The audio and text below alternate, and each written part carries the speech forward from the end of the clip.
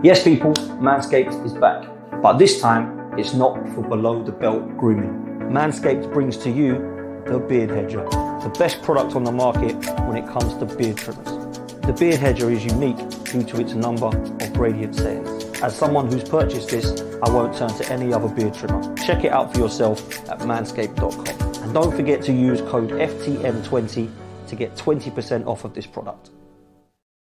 Yes, big up people. 12th man is back. Guna to Guna is back. It's myself and one of my favourite people, Curtis Shaw from Curtis Shaw TV. Make sure you are following him. If you've not done so already, all you got to do is click on the link in the title. It takes you straight to his channel, who is on the road to 100k. We're on the road to 30k, people. Make sure you do us a favour. Hit that like button. Hit that subscribe button. We want to get to 30k as quickly as possible. And thanks to you, trust me, we're going to get there pretty quickly. Make sure you support the sponsors of the channel. Show Manscaped some love. They've showed us some love. So please make sure you go over to manscaped.com. Use the code FTM20. You'll get 20% off of the products there. Christmas time is coming very, very soon. So please make sure you go and show them some love as well. If you do want to get some popcorn out, then just check out the last video I put out of Igal and Northside just going at it. Absolutely crazy, but well worth a watch. Whose side you're on, Igal or Northside? They're both very different, both very well respected people. Big up to both of them for coming on last night on the Arsenal Roundabout show with myself and Kenny Ken just sitting there shaking our heads like, what's that going on here? But make sure you go check that one out, people. Curtis, how are you, bro? I'm good, bro. I'm good. You have to keep it moving. You said Christmas is coming up, but I think we turned up as Santa Claus at Bournemouth the other day, didn't we? Handing out gifts. What I mean? So it's funny because you look at certain parts of the fixture list and you go, yeah, that should be, this was a straightforward little week for me. I thought Bournemouth, tick them away, and then Shakhtar, and then build up to Liverpool, and all of a sudden you lose at Bournemouth, you scrape your way past Shakhtar, and then Liverpool all of a sudden looks a bit more daunting than it should have been, really, and then the injuries. So I think we're going to see what this team's made of this week. I think that's kind of where I'm at with them. Yeah, look, before we get into the team news, I don't really want to touch on Bournemouth and Shakhtar too much because I feel like you and I have probably done it to death. But there's two questions I've got, really. The first question is, do you think we actually do have a discipline problem in terms of how many red cards we've had? 18 now under Mikel Arteta since he's been our manager. And secondly, what are we doing at the moment in terms of our style of play? Because it seems that there's no creativity or kind of a style of play at the moment. Without Saka and Ødegaard, I really think that we're struggling, and he doesn't seem to want to use Ethan Nwaneri either. So, look, without chucking too much at you, I kind of feel like they're the three talking points at the moment. Like, do Arsenal have a discipline problem? Where's our style of play at the moment? And why don't he trust Ethan Nwaneri, man? There's, I just don't get it, bro. I don't get it. Have we got a discipline problem? We have to. We have to have a discipline problem. You can't get that many red cards and say you haven't, because the thing that baffles me is I don't even think we're that physical of a team. It's not like we've got dogs in there that are 2-footing people and getting sent off every other week. Then you'd go, okay, it's just the style of play.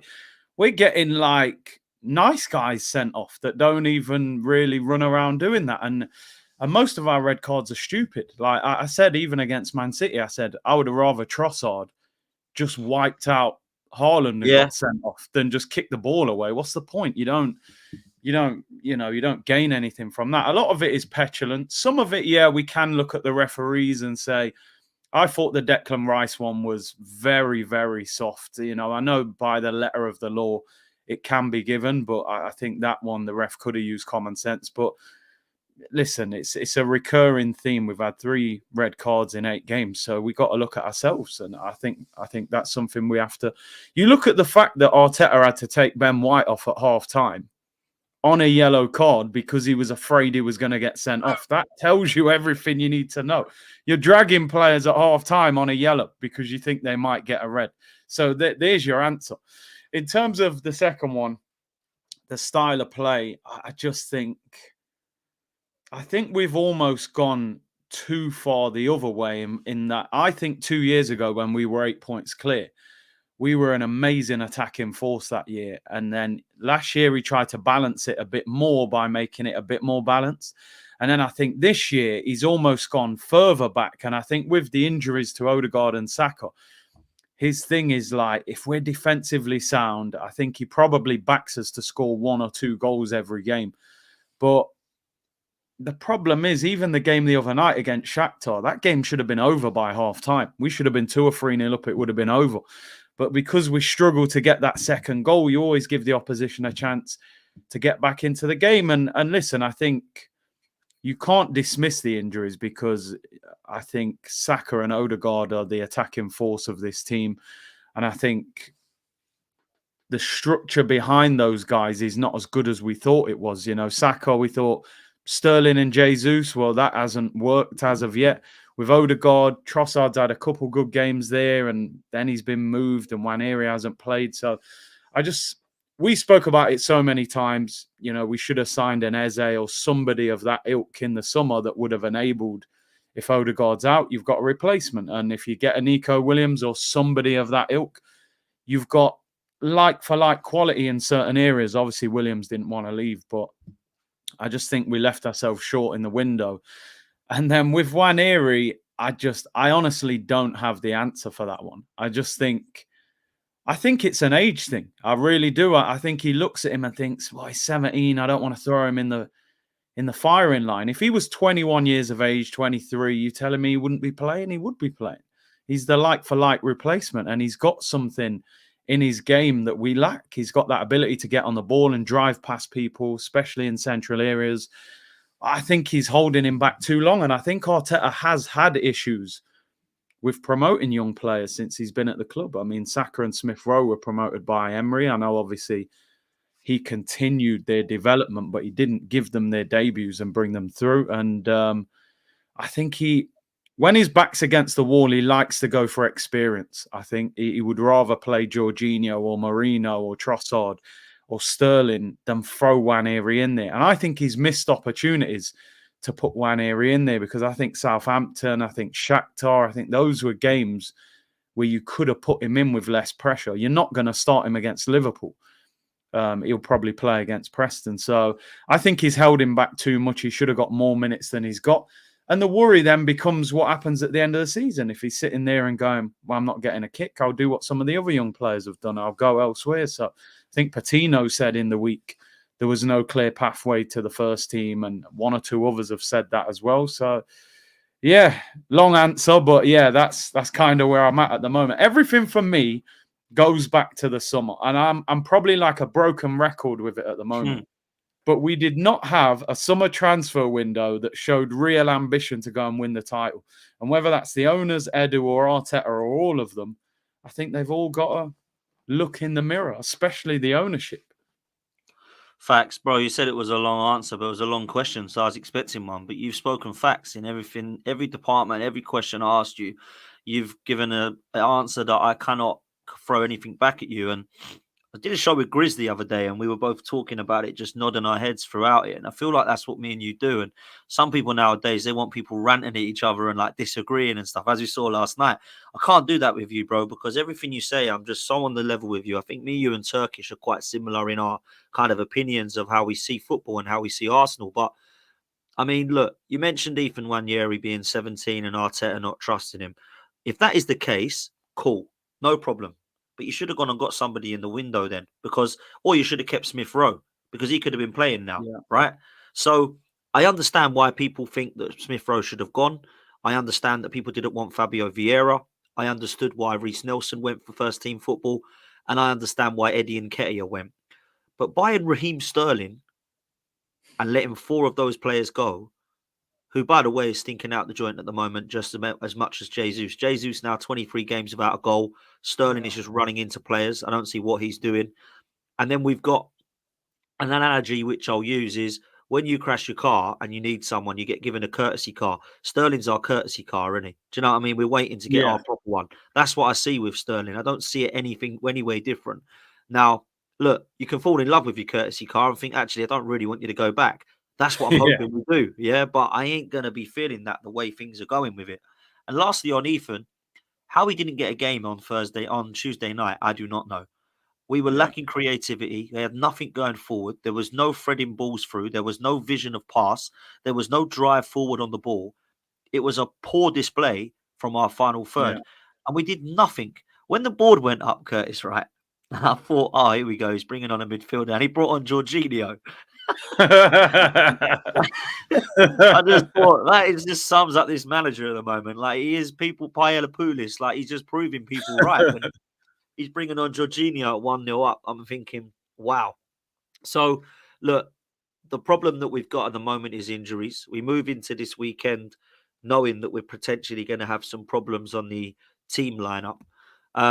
We move to this at the moment, and before we go into our kind of predictions and team news, let's just concentrate on some of the injuries. Calafiori went down.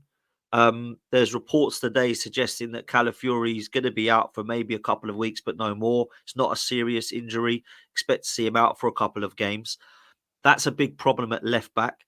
Jurriën Timber, they're talking about there being a boost and that he might be given a late fitness test to see if he's going to be okay. And then, of course, we've got the news that Bukayo Saka looks like he could be fit to start. They're going to make a late call on him as well because he hasn't trained as much, etc. If Saka and Timber start, I'm quietly confident about this game again. If Saka and Timber aren't there without Calafiori on top of that, and obviously the suspension of Saliba and injury of Ødegaard, I really don't see how we get 3 points here. It's going to be so difficult as it is.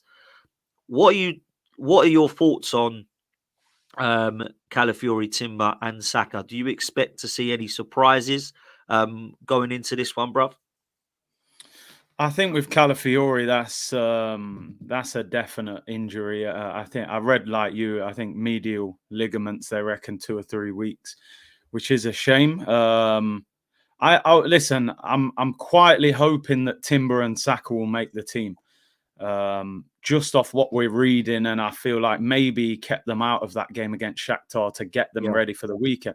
Listen, I'm with you. If Timber and Saka are in that lineup, I still think we've got enough to beat Liverpool. Liverpool have started the season well, but I still think they can be got at. And this will be their biggest test and Slot's biggest test so far. I think even Chelsea got some joy against them in that second half, especially. So if those two aren't playing, and Calafiori I'm writing off, I don't think he'll be playing. Obviously, Ødegaard and Saliba aren't. Then I think it's kind of survival mode and still try and hit them. Listen, even if they're not playing, potentially you're looking at maybe a front three of Martinelli, Havertz, and would he go Jesus or Sterling maybe on the right-hand side?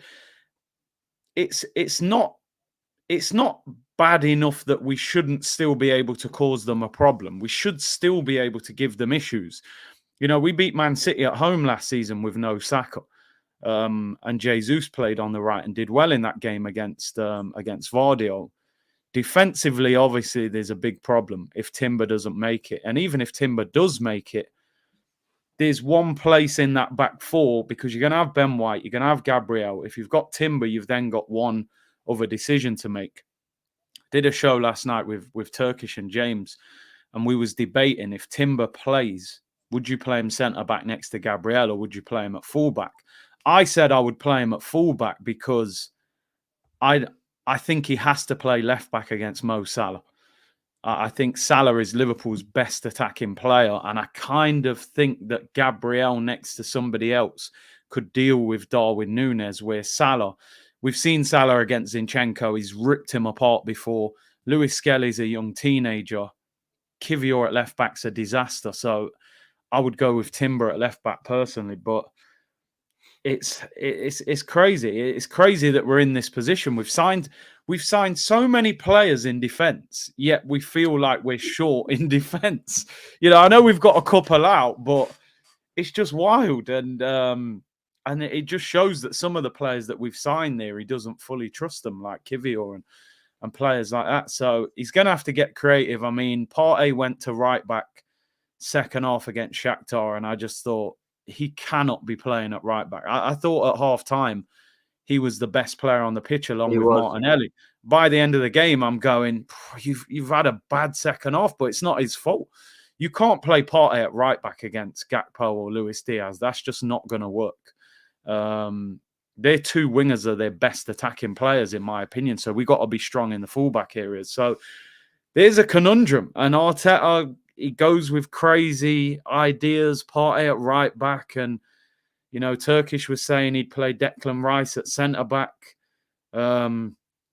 But then you weaken the midfield. Could you go Marino and Partey? I don't know. It's a conundrum. It's like, what's the lesser of the evils that you go with? It either way, it doesn't look pretty. I just think the main thing is we need Saka and we need Timber. If those two are on the team sheet, I think we've got hope. If they're both out, I think we're in trouble. I'll be honest. Yeah, look, I would play Declan Rice at centre back. And Would you? people think that's crazy. Yeah, I said this. I didn't know Turkish had said that as well. Me and Judges were Yeah. talking about it. I would 100%. Look, I don't think Declan Rice is missed in the 8. I think he's a 6. If we play Marino, who is actually an 8 in the 8, or even if you want to play Jorginho and Partey, if you feel like we need to, in the double pivot and then have Trossard as the 10, you play Trossard in the 10 because he's playing there at the moment. You don't move him. You don't move Marino out to 8 because he's an 8. And you don't move Partey out to 6 because he's a 6. Rice then goes centre-back. He is the only change in the whole of the team. Otherwise, you're playing Ben White in the centre, Partey at right back. You're moving Kivior into left back. You move all this stuff. I don't want any of that. I just have Rice going, look, you used to play there as a kid. You know how to play centre-half. You go next to Gabriel just for this game while Saliba's out, and you go back into midfield against Newcastle. That's what I would do. Saka starts right, Timber starts left. If both of those are out, we've got problems, mate. Because if we've got Timber out, let's just say Saka starts because I expect him to. Timber, if he's out, bruv. Salah is coming up against one of Kivior or Zinchenko or Lewis Skelly. That is a massive issue. And if we do that along with playing Partey at right back as well, I think it could be an absolute mess for us. That could be a mauling. Do you know what? They asked me what team I would pick, assuming Timber and Saka was available. And me and Turkish were debating. I get what you're saying, but I just wouldn't go with Rice at centre-back, only because he hasn't played there for so long. I just don't know if you can drop him back there against Liverpool, who attack well.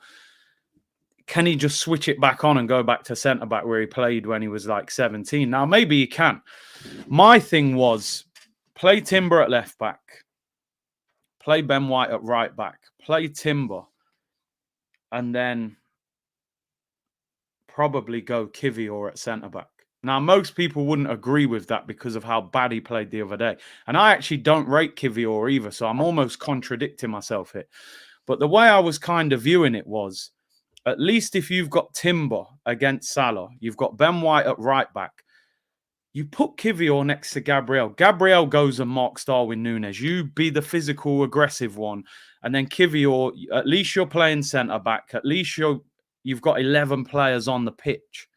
Whereas he came on with 10 men the other day and we were disjointed. I'm just thinking, is that the lesser of the evils where you haven't got to pull the team apart? And Kivior is a centre-back. Even though I don't even rate Kivior, so I do sound like I'm contradicting myself. But then at least 3 of that back 4 are solid and playing in their natural position. Because the other argument, James was saying he would play Timber at centre-back and put Lewis Skelly at left back. But then Lewis Skelly at 18 against Salah. Massive, deep end, with Trent as well, on the overlap. I just thought, whatever we pick, we're going to have a problem with either one. If you play Kivior centre-back, you're not happy. If you play Lewis Skelly, is he good enough to deal with Salah? If you play him Rice at centre-back, can he just go back to centre-back? It's a difficult... So if you play Kivior at centre-back, right? Yeah. No, I think we can both agree we don't want to see Zinchenko at left back, right? No. That's definitely a no-go. Lewis Skelly, I agree with you. That's a massive ask. What was interesting was he actually brought him on ahead of Kivior and Zinchenko when Calafiori got injured. Thought that was very interesting. Agree with you about Partey at right back, and still part of me believes that's probably going to be how he lines up. However, if you go with what you believe, who's missing out in midfield? Because you can't play Partey, Rice, Marino, and Trossard. So who's dropping out? Marino. Yeah, Marino for me. Okay. Will he drop him out? That's the problem. He signed him and he likes him. I think you've got to play Rice and Partey in midfield if Rice obviously isn't in defence. And then I think you've got to play Trossard in the 10. He's not going to play Nwaneri against Liverpool. He wasn't even picking him against Shakhtar and Southampton. So I would go Rice and Partey, and then Trossard in the 10, and then play Martinelli on the left. Obviously, we're hoping Saka on the right. If you don't play Saka, I'd play Jesus on the right. Yeah, same. Just because, I mean, even the game the other night, it was funny. The people who are sitting around, we was having a bit of a moan about Jesus. He was doing things well, and then the end product wasn't there.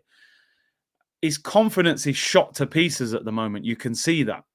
But at least he's got some sort of threat going forward. Bit less pressure on him on the right, and he does work hard. And then, yeah, you're going to play Havertz up front. That's what I would go with, but it's an interesting one. Yeah, I would play Trossard in the 10. Even though he didn't play well the other day, I do think in them central area. Marino, for me, can't start this game. I'll be honest with you. Unless you are moving Rice and then you're playing him. My problem, if you put Rice at centre-back, you're then playing Partey and Marino as your two centre mids. And none of them can run. And Liverpool do have energy in midfield. Curtis Jones can run. Szoboszlai can run. I just think... What do you make of Marino? Because I haven't seen enough yet to go, wow, this is a good signing. Have you?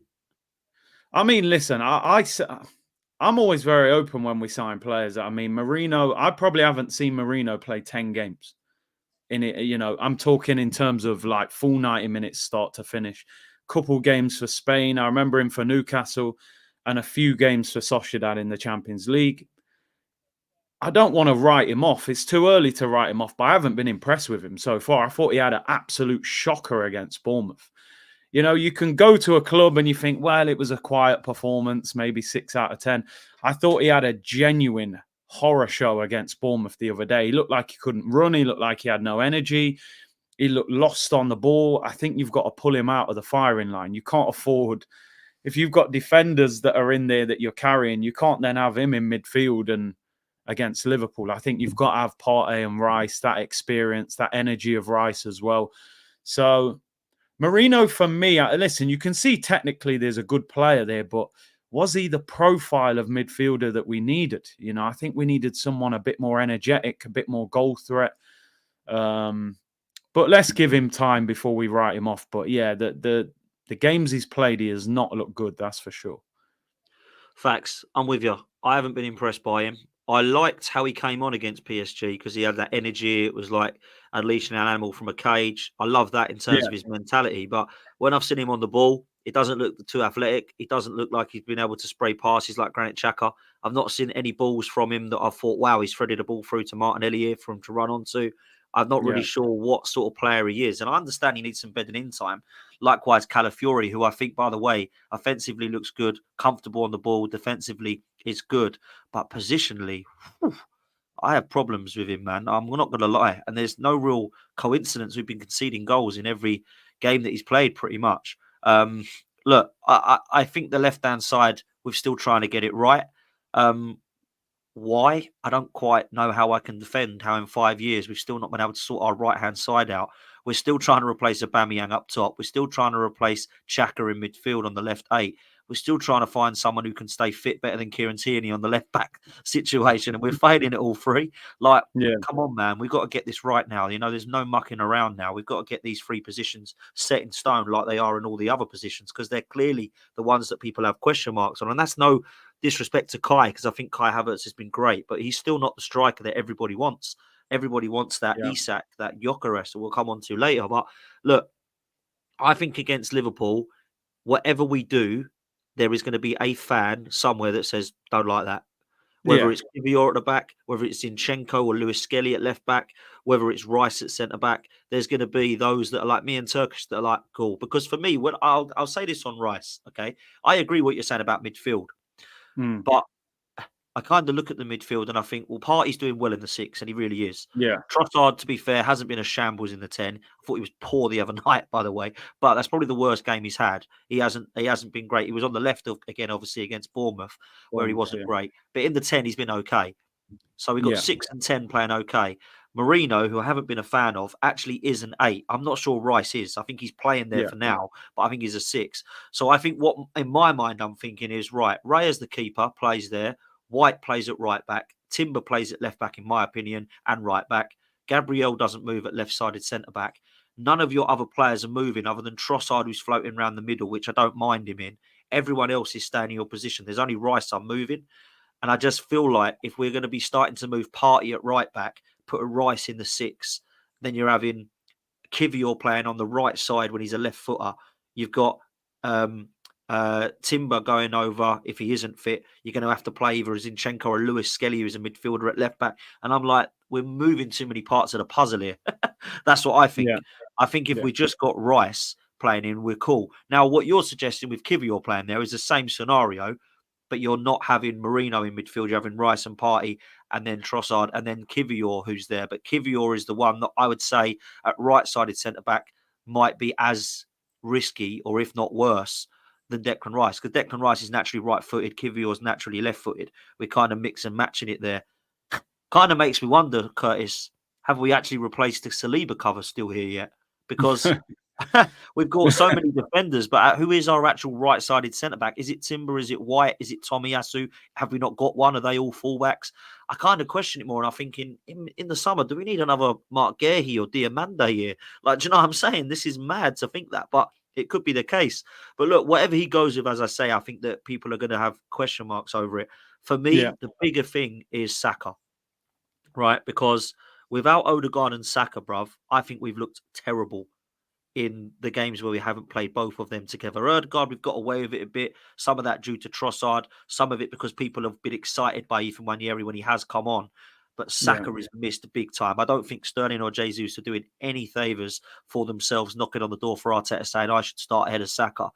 One thing we've missed with Saka as well is his set pieces, bruv, because the corners that he whips in are great to Gabriel. And we've seen already that that's just not the same when that happens when Martinelli takes one or whatever it be from the other side. He is the main person I want to see fit, bro, at the weekend.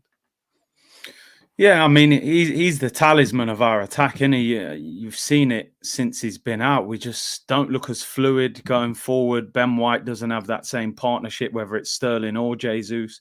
And I think it's them angles as well. The fact that Saka cuts inside onto his left foot kind of gives that space for Ben White to make the overlap, where Jesus or Sterling, they're kind of hugging the touchline with them being right-footed.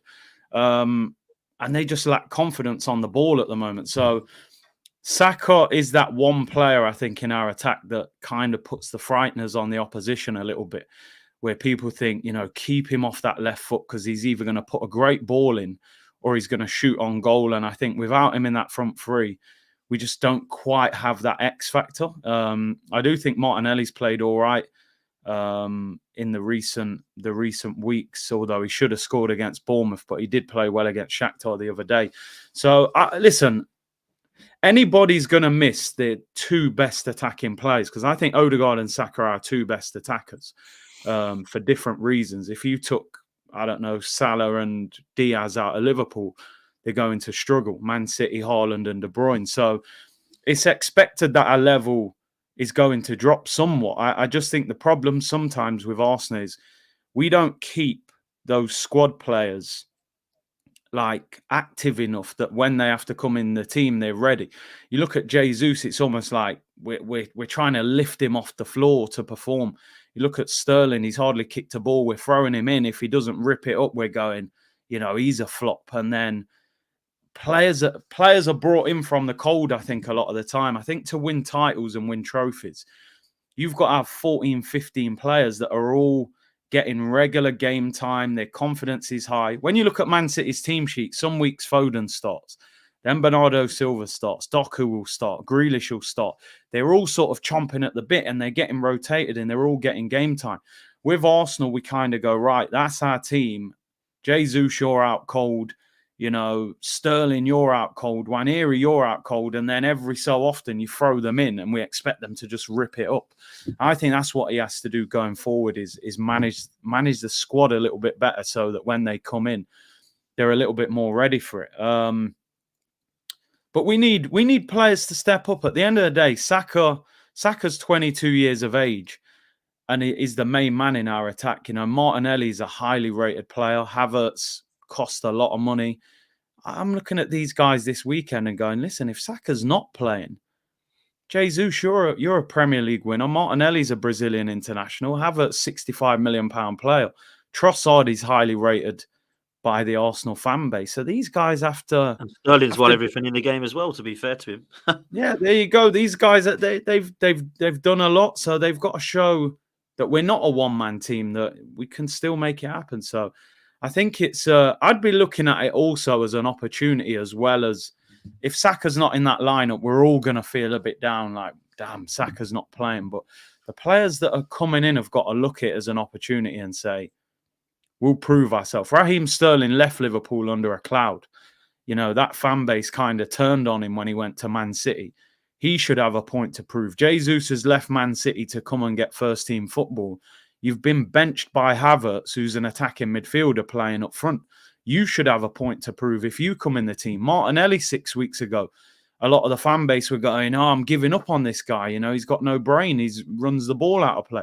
He's got to prove a point. Havertz has still got question marks. Are you the right striker? You know, Trossard is been inconsistent as well. So that whole front line should be looking at it saying, come on, lads. And even the fact that Mikel Arteta said, you know, we're gonna be firing on Sunday. When he said that, I thought, that's a risky thing to say when we've just played like that. But I actually think he's trying to send a message to the group and saying, listen, don't feel sorry for yourself because Saka's injured or Timber's injured or Odegaard's injured. You guys have to take responsibility. De Bruyne was out for 6 months. Haaland was injured. Rodri's done his ACL. Alisson's injured for Liverpool. Jota's injured for Liverpool. They've got to step up. We can't look for excuses. These guys have got to see what they're about and show what they're about as well. Yeah, facts, man. Look, last season, we beat Liverpool at home. Yeah. We beat Manchester City at home. Player of the match in both of those games was Jorginho, right? I haven't seen enough of him play, if I'm honest with you. However, if things go the way that I think they will in terms of the team selection Arteta will pick, Yeah. is it crazy to think that Jorginho and Rice can do a double pivot like they did against Liverpool last year? Meaning Trossard stays in the 10, Rice and Jorginho are there. You've got Partey at right back, Timber at left back, Ben White and Gabriel in the centre back pairing. Is that maybe something that we haven't discussed yet that could happen? I mean, yeah, it There's could so many be. options in there. Do you know what I mean? Yeah, no, because again, yeah, what we want and what Arteta's going to go for are totally different things, and he does like dropping Partey in at right back and then sort of inverting him, and he did that the other night. And then I suppose you get more stability at centre back by having Ben White next to Gabriel, who've played together.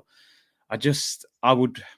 Like you said, whatever team he picks, there's going to be one position, whether it's in midfield or at the back, where we're all going to say we don't like that.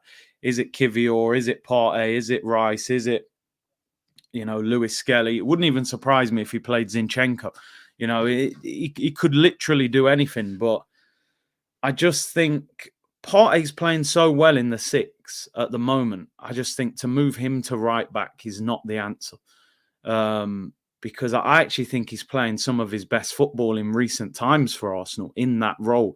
To put him at right back against Diaz or Gakpo, who was very direct, I just think that's asking for problems, which is why I'm saying I think the one place you might be able to get away with somebody who's not as good is at centre-back, because Darwin Núñez is not as good, in my opinion, as the Diaz and the Mo Salah. I think the wide areas are where you've got to be at full strength against Liverpool. And also, we've got to look at how we can hurt them as well, because, if you look at over the last couple of years, Martinelli's had Trent's number the last few years.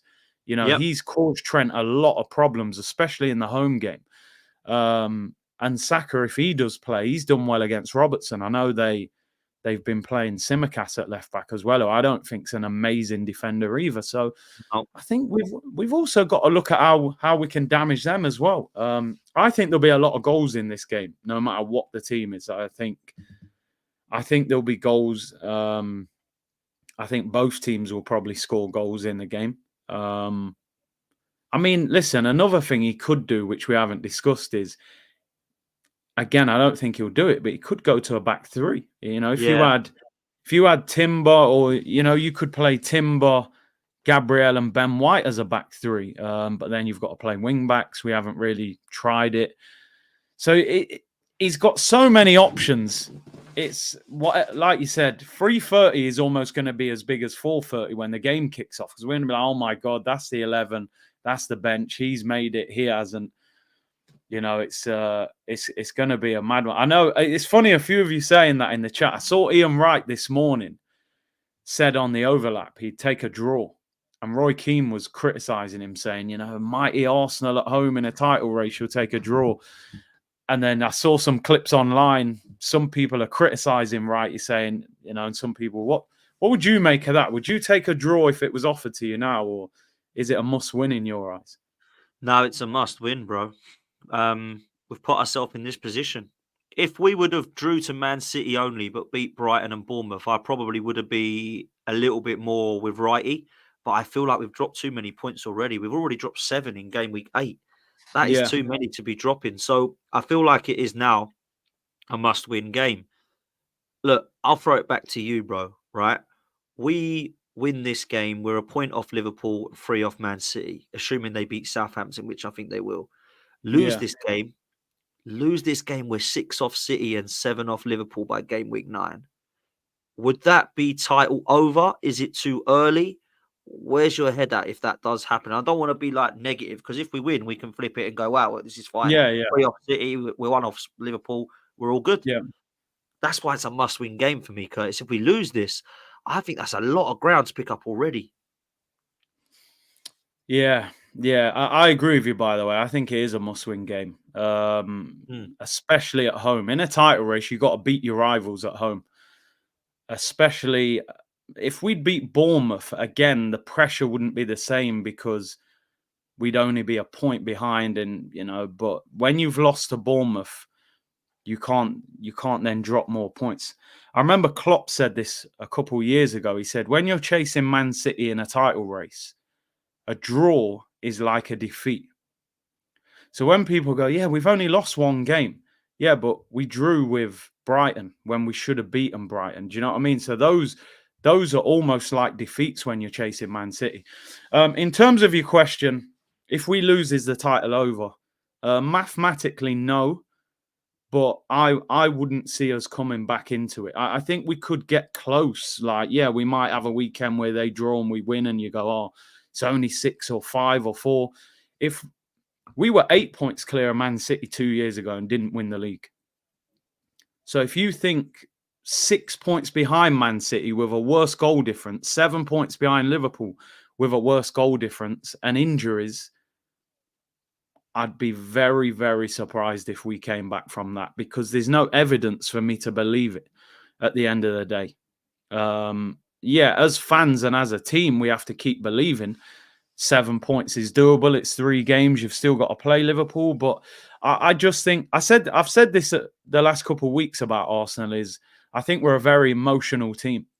I think we're an emotional group of players, which is why I think we get red cards in silly moments of the game when we do silly little things. I think when you watch Man City, they're like a bunch of robots. They show very little emotion, but I think they're also very good at staying calm, and that's why they get a lot of late, winning goals and things like that. Sorry to cut you, bro. Do you put that down on the players or the management? And what I mean by that is Pep's like emotional and crazy, but with the players, not so much. He is on the line. Do you think in the dressing room, like, would we be this emotional if we had a Simeone, if we had an Allegri? I'm not saying I want those managers, by the way, but like, are those sort of like ruthless, don't get emotional, calm yourself, like ruthless managers? Do you think it's Arteta that's making them emotional, or do you think it's just the whole collect players and manager together? I think it's probably collective. I think with Arteta, he's so desperate to win. Yeah, which is understandable. You was Pep's number 2 and you're desperate to get one over and prove to everyone you are this manager that a lot of people think you are. So I think there's a lot of emotion with him. I think second of all, you've got a group of players that have felt a lot of pain in the last 2 years, and they're desperate to get over the line as well. And then number 3, we've got the craziest fan base you will ever find in football. And I'm part of it. I'm very much a part of it. So when I say that, Same, bro. I'm looking at myself, bro. We grew up being top dogs. Yeah, you walked around with your Arsenal shirt. You was the man. Like, it was either you or Man United. With the two best teams, no one can talk to us. Imagine somebody telling you when we were lifting a gold Premier League trophy, you're not going to see another title for 2 decades. You would have said, yeah, right. How is that possible? We've still got Henry. We're going to win it probably next year. We haven't seen one since. We haven't seen a Champions League. We've seen a handful of FA Cups. We've had a few managers. It's crazy. No wonder we're a crazy football club. Like, we've been through the craziest period. We left our spiritual home that we all connected with and all loved. Highbury was a great part of what Arsenal was. You just felt like teams couldn't come to Highbury and deal with us. Tight pitch, fans close, the history, the trophies. We gave it up for finances. I understood they wanted to go into the next generation. Yes, big up, big up. Big up to And Griezmann. we just haven't created that history in the Emirates to make it that fortress. So I think there's a number of factors that affect the group. The manager's desperate to win. The players are desperate to win, and the fans just can't believe that we're so close to the finish line, but not getting over the finish line, and we can't figure out what the reason is. Because I don't just buy into this excuse that, oh, it's Pep. I just don't buy into that. Sir Alex Ferguson was, you could argue, as good as or close to Pep in what he was doing in the late 90s, early 2000s, winning trebles, Ronaldo, Beckham, Rooney. He was dominating English football. Wenger came out of nowhere and took that away from him. Mourinho was winning trophies. So we've got to do what's necessary to win. But I think we're at a junction now where Arsenal have to get over this sort of speed bump that we're in at the moment with the injuries, with the lack of system at the moment. And we've got to find a way to get through it, because I think every team has a period in the season where things start to wobble a little bit, and the injuries and suspensions and maybe a loss of form. You've got to find a way to get through that, pick up the points, and then you recover when your players come back, because I don't think Odegaard and Saka are far away from being back. So if you can overcome Liverpool, Preston, and then Newcastle, get to that international break in the mix, get your players back, all of a sudden it looks a lot rosier. Big up Max, big up Max. Big up Max, man. Big up Max every time. Big up Grizz every time. Big up to all of you that's in here, man. We've got close to 800 of you, but we got nowhere near enough likes, man. Come on, people. Hit the like button. We've only got 165 likes. That's terrible. Let's get that up to 350 at least, man. Disgrace. Moving like Edu in the transfer market, people. Come on. What's going on? Much love to you guys. Make sure you hit the like and subscribe. We're on our way to 30k, and let's get these likes up to at least 350, at least. Look, Curtis, bro, it's a madness at the moment with the fan base. A lot of them are saying that it's done and that we are a disgrace of a club. Cronkies and Edu are a nightmare. Arteta needs to get out, blah, blah, blah. What's it going to be like if we lose this weekend? It's going to be absolute meltdown in the fan base. Social media is going to go off. Every single rival fan's going to be rubbing their hands together, tuning into all the content. We can't let that happen. Right, he says a draw, he'd take it. Look, I take a draw over a loss, but somebody in the chat has made it quite clear that drawing actually is not that great, because let me give you this scenario. Let's say we lose to Liverpool and we beat Chelsea and Newcastle. That's so much better than drawing 2 of them and winning 1, because you pick up 6 instead of 5, right? So losing games, as Liverpool found out against Forest, isn't the end of the world as long as you're winning. If you're drawing, it can be a nightmare. I mean, when we got 90 points and went invincible, we drew 12 games. And people always look at that and go, 12 times drawing? Now, you could have got picked up more points if you would have lost a couple, is what people are saying, which is why they disrespect the Invincibles, right? But I will say this, bro. I think that we need to be taking a minimum of 6 points in the next 3 games, maybe even 7 points in the next 3 games. I just don't think we can be dropping too many points. And Mark in the chat made a great point, which I'll bring up here. Bournemouth and Brighton have been our West Ham and Fulham results from last season. No more room for error. And I highlighted that as a comment thinking, he might be right, you know. And I actually would say that the Fulham away game and the Fulham home game of last season, where they went down to 10 men and we threw it away with a draw. And then we lost on New Year's Eve at their place. I kind of feel like the Bournemouth and Brighton were quite similar to that in those games. He might be right. We might not have more room for error, bruv, this season.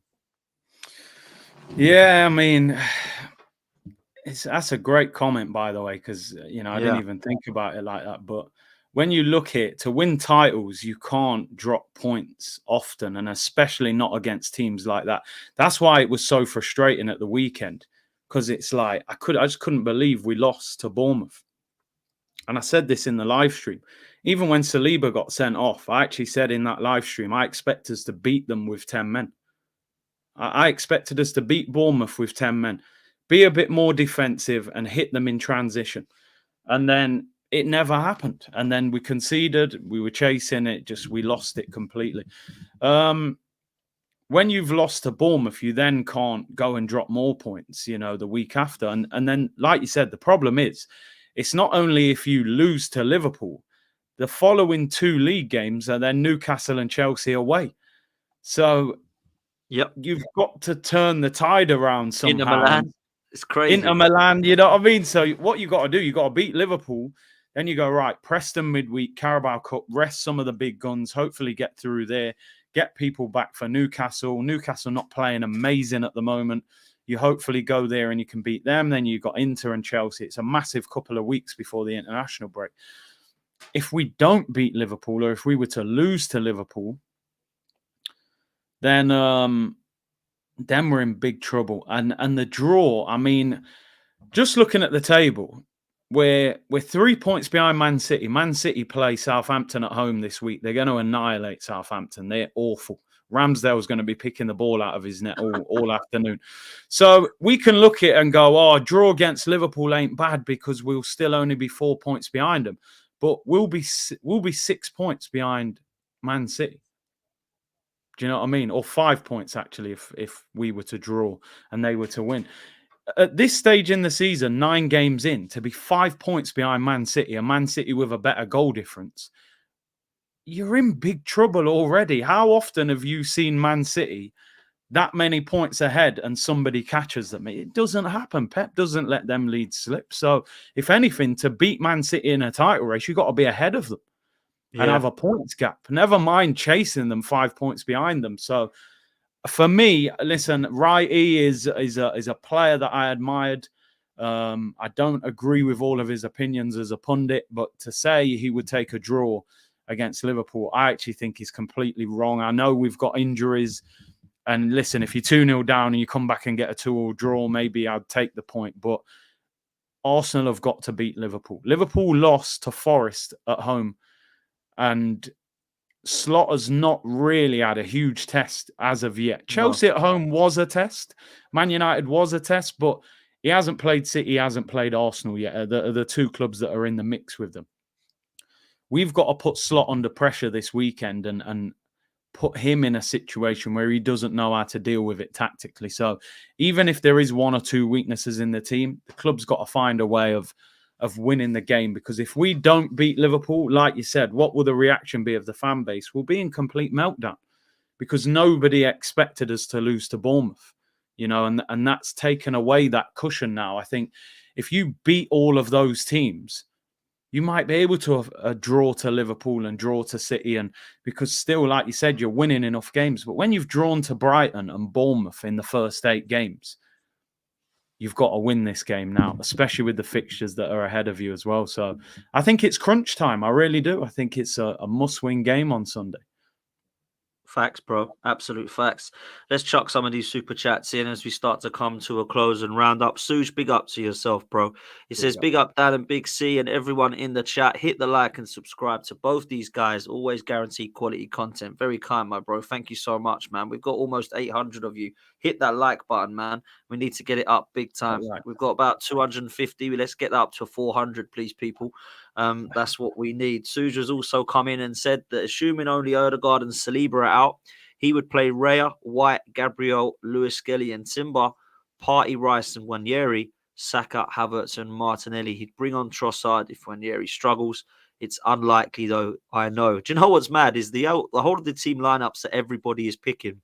We know with Mikel Arteta that it's going to be something completely random and different, probably.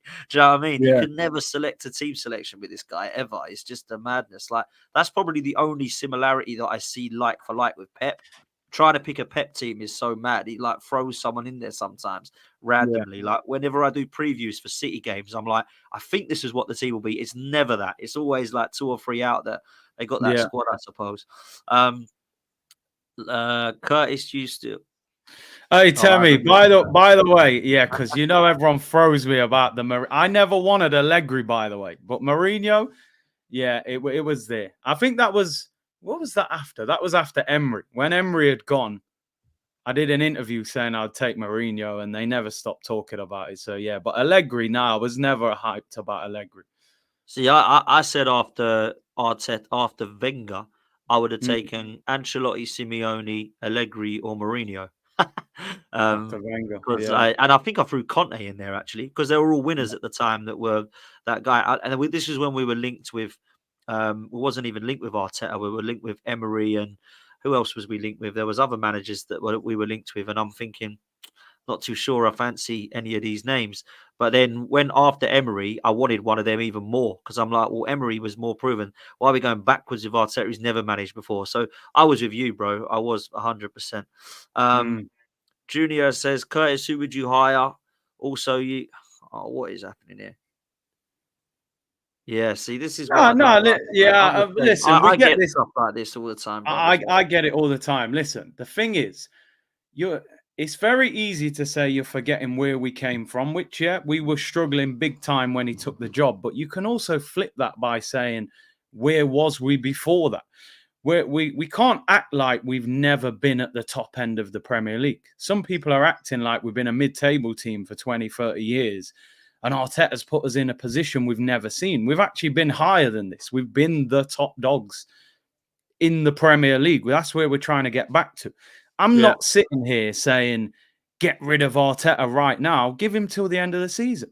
But if you've been at a club, one of the biggest clubs in Europe, for 5 full seasons, you've spent $750 million, and for the 3rd year in a row, you can't get past Pep Guardiola. Surely, logically, you should be open-minded to the fact maybe the reason we're not finishing top is because the manager can't get us over the finish line.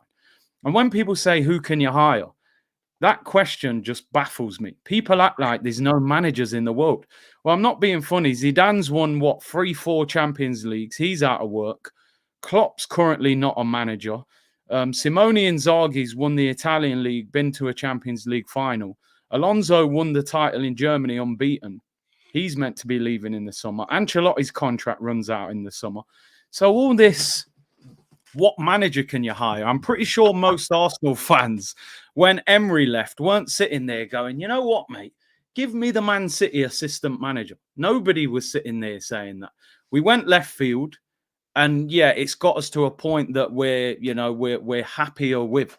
So this whole narrative that, if Arteta goes, we're going to sink and we can't find no manager in the world. I just think that's a lazy narrative. There are plenty of managers that you can get that could do well. Facts, bro. Absolute facts. I'm with you. And a lot of the time, people believe that it's Arteta FC, not Arsenal FC. And I've never understood that. Eros says, big up Curtis and Dan Potts. C-Unit business. Big up to you, my bro. Much appreciate that. Come on. And also, Gunnar 14 has said, Martinelli swap deal, or Isak, only cost us 5 million. Look, Isak, there's rumours he's going to sign a new deal at Newcastle that has a release clause embedded in it. Yeah. That would be a very interesting move in the summer for teams because I think Liverpool, Arsenal, maybe even City, some other clubs abroad are going to be all over that deal. I know he's injured again or has been injured and he's an injury-prone player, but I just think he's quality. And if you put him in front of goal, he's going to deliver, man. He really is. So, yeah, look, it's going to be a tough one. I don't think it's a January move.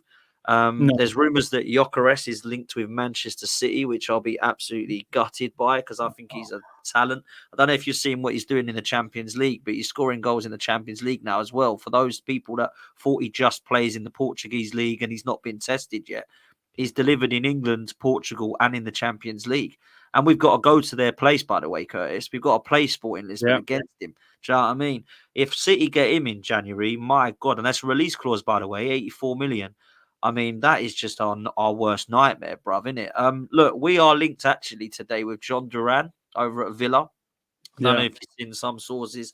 Barcelona and Arsenal both firmly interested in Aston Villa striker Duran. The Gunners could be better placed to sign him. The reason I don't see that happening in January is because he's going to be about 75 million, 80 million pounds now.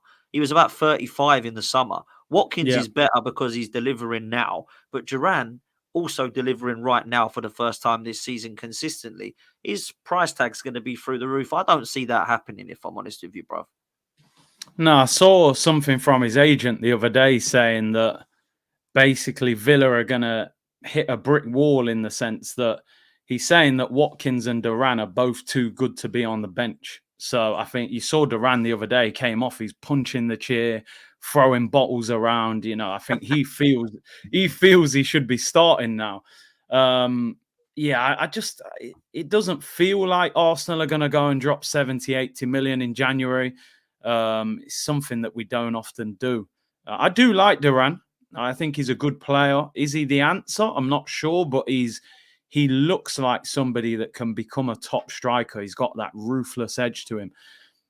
That Gyökeres to Man City link is like, if that was to happen, I think, honestly, you would, I don't know. That for me would be just like, wow, because we desperately need a striker to start in our team.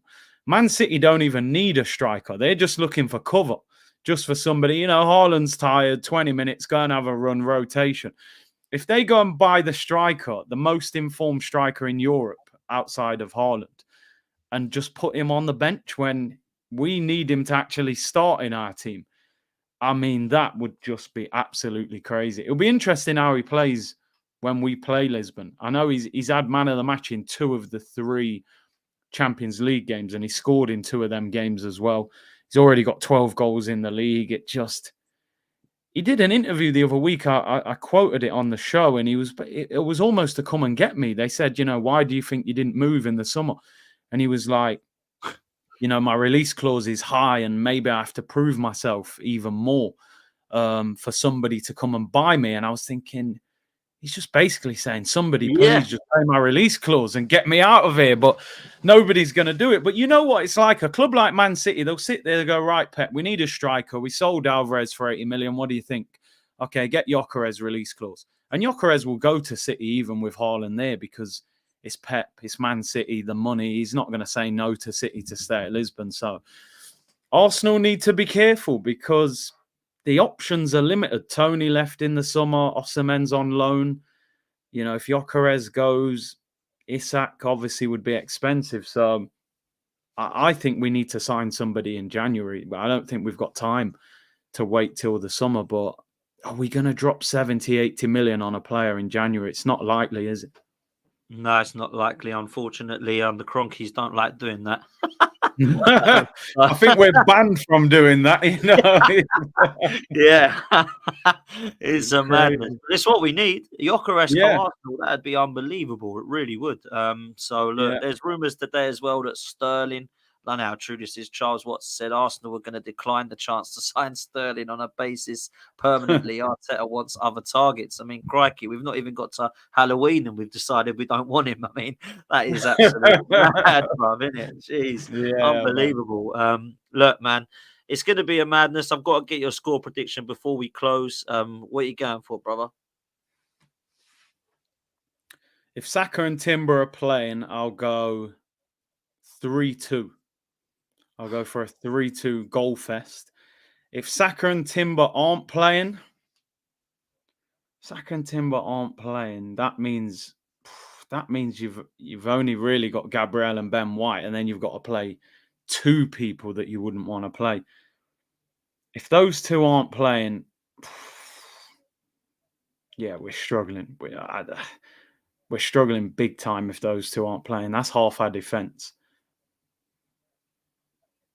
If those two aren't playing, I think we get beat 2-1. I think they'd have too much for our defence. I don't think you can have half your defence missing and the players that we're bringing in. But if Timber and Saka play, I think we'll score enough goals to get the better of them, because I still think we'll create a lot of chances if those guys are playing. Martinelli and Timber on the left, I think, would be dangerous. So, that's what I'll go with. That's what I'll go Bro, with. I'll be honest. I hate it's gonna predicting a defeat, but if those two don't play, I don't think we've got enough. But if those two play, I think we just get over the finish line. Bro, I'll tell you this, man. Timber and Saka play, 2-1 win. I fancy us. Timber and Saka don't play, I'll be optimistic and go 1-1. And that is being optimistic. Because Salah, Diaz, even Nunez, because I reckon Jota might be out, Gakpo, whoever it is, they can cause some damage against us. Alexis McAllister is a player, by the way. He's one we've got to watch. Gravenberch has been on fire. They reckon they're going to play Jones, who is by far the best player on the pitch, against Chelsea instead of Zoboslai. So this is going to be a tough Liverpool side, man. So yeah, I'm going to kind of agree that Timber and Saka, it's kind of on them. We're going to close with the super chats. Then we're going to redirect to Troops' show, which I'm on with Deluded. So stay tuned, people. This one from F94 says, bit off topic. In the last 2 seasons, what game stands out to you as the reason we haven't won the league? For me, it's Anfield 22-23 with Zinchenko. Look, there's been a couple for me. Last season, Aston Villa at home, West Ham at home. I think our home form let us down. Season before that, that trio of games with Southampton, West Ham, and Liverpool, man. That has to be it for me. We can't have any more of them. And as Mark said earlier in the chat, we're kind of getting them as well. Ghana 14 says, Curtis, I've been a member for over a year. Your mod has blocked me for some reason. Can you sort it, please? Great stream. Someone in the chat has already said, drop me a message, bro. Yeah, drop me a message. I'll try and sort it, man. Salute Dan and Big C. Riots if Gyökeres goes to City. It's not going to be good views, trust me. It really will not be. And Junior said, I asked who would you not that there's number one. Also, we haven't been a big club since 2004. Who's Arteta spend equivalent to Spurs? Perspectives. Listen, man, I don't want to be anywhere near Spurs, that's for sure. I don't want to be Spursy like Spurs. Suge, big up to you, bro. It says, most top managers that jump at the chance to manage Arsenal. Compared to 5 years ago, that credit goes to Arteta and Edu. However, that being said, we're the Arsenal and bigger than one person. Yeah, man, a lot of people believe Arteta and Edu are this saviour that are going to take us to the next level. No one's actually spoke about the fact that they might actually not be, and we might have to look at replacing them one day, whether it's this season or the next. But listen, bro, big up to everyone that's here. Big up to you for coming on. Make sure you stay tuned, people. We're going to redirect to Troops, where me, Troops, and Deluded are going to be talking all things Arsenal. Curtis, mate, thank you so much for coming on again, my bro. It's always a pleasure, man. Come on, bro. Always a pleasure. Hopefully you're up to 30K soon, doing good content. We'll probably have another show next week. Maybe we'll try and sort out another one, and we'll have a lot to talk about after Liverpool. And then I think we got Preston Wednesday and then Newcastle. So, yeah, big up to the community. Hit the likes. Appreciate everyone's comments. And, I'm back on tomorrow on my channel. I'm not on today. So I'll be on 2 p.m. tomorrow. Love, man. Absolute legend. Look, there's nearly 1,000 people in here now. Do me a favor and hit that like button. We need to get up to 500 likes ASAP. Last super chat of the day. Curtis, you know that email goes straight to your spam with that old Hotmail account of yours. I'm on Hotmail, man. They all say I'm too old school, man. I ain't even got a Gmail account. Bro, it's funny because there's like Hotmail. I remember doing a stag do once, very quick story, and my mates were like, "I'll send me your email address," and one of them was like rudeboyricky@hotmail.com. No way. Messenger days, you know what I mean? MSN. MSN, yeah. Man. Oh, bro, crazy, man, crazy. Anyway, we're out of here, people. Don't go anywhere. I'll see you over on Troops' channel, and we'll see you next time. Make sure you're subbed. Make sure you liked. Make sure you do the same for Curtis. We're out of here. Peace.